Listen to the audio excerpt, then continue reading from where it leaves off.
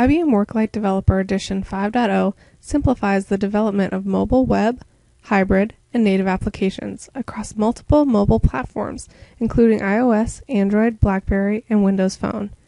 It provides Eclipse-based visual development capabilities and source code enhancements to help developers accelerate development, testing, and delivery of mobile applications using open technologies such as HTML5, Apache Cordova, JavaScript, and popular JavaScript frameworks such as Dojo, jQuery, and Sencha Touch.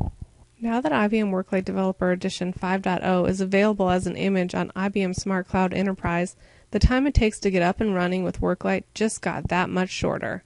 Create an instance of the Worklight image just as you would any other image by clicking on the Add Instances button from the IBM SmartCloud Enterprise Control tab. Once the instance has finished provisioning, take a closer look at the instance details. There are some great links within the Getting Started content if you're new to Worklight. When you're ready to connect, open Windows Remote Desktop Connection and type the IP address for your instance. Here is where you enter that username and password combination you created from IBM SmartCloud Enterprise.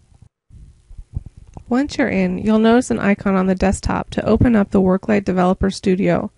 Each instance comes pre-installed with a demo application called Worklight Starter. By leaving the default workspace location, that demo will load automatically. By expanding the project, you'll notice the numerous devices that this Worklight project can be deployed to. In this demonstration, we'll show you how to test the Android version. First, right-click on the project name and choose Start Worklight Server to start the local server. Next, right-click on the Android application and choose Run As, and then Build All and Deploy.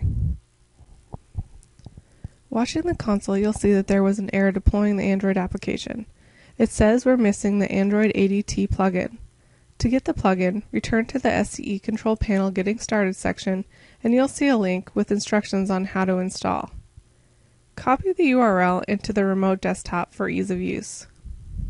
Next, follow the instructions to install the plugin using Eclipse's Install New Software user interface by copying over the location of the Google ADT plugin. Once the plugin is successfully installed, Eclipse will ask you to restart.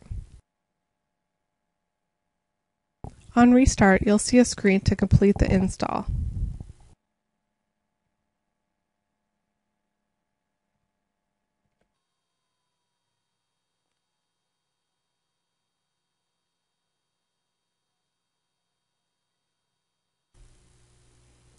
Once it's done installing, repeat the previous steps. Start the Worklight server, and build and deploy the Android application. You'll notice that a new project was automatically created with the Android structure. You'll also notice that there was some errors with the project. Clicking on the Problems tab, you'll see that the demo application needs Android SDK level 7. Not a problem. Click on Window, Android SDK Manager, and a new user interface will pop up with all of the available SDK versions. Scroll down to find the SDK level 7. Click the button to install the packages. Once the correct SDK level is installed, you'll notice the Android project no longer contains any errors. Right-click on the project name and select Run As Android Application. The first time through, you'll see a warning that there is no AVD or Android virtual device created. Click Yes to create one. Once created, select your newly created AVD and click OK. The emulator will launch with the Worklight Starter application. This application is a simple app that pulls an Engadget feed and displays it to the user. You're all set.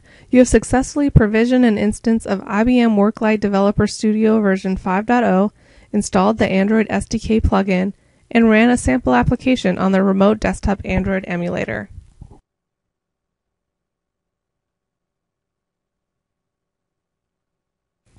At any time, you can use the SmartCloud Enterprise Control Panel to quickly view the Worklight console for your instance to view applications and the status of your Worklight server.